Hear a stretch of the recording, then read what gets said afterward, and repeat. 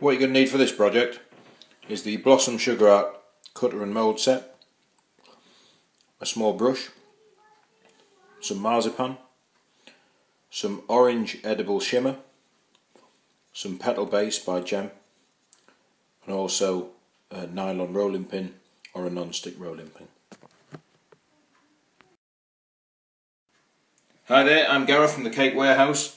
Today I'm going to show you how to use the Petunia cutter and mould set from Blossom Sugar Art. I've never done one of these before, so I'm a complete novice, and that's why Cheryl's asked me to do it. So here's the ones out of the packet.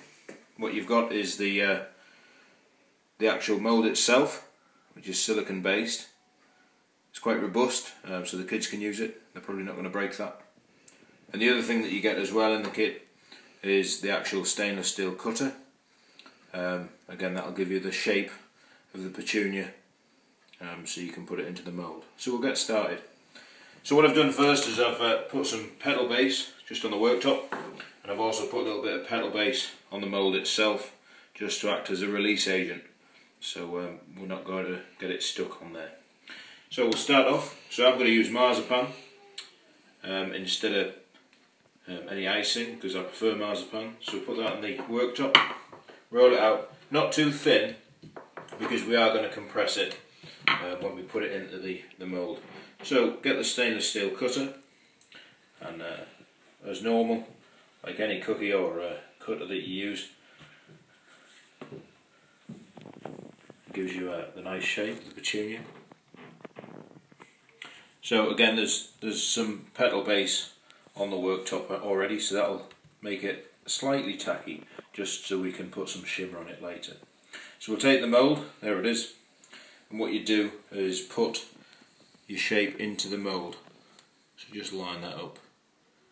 Now it doesn't matter if it goes over the edge a slight bit, because it'll centralise when you put the mould on.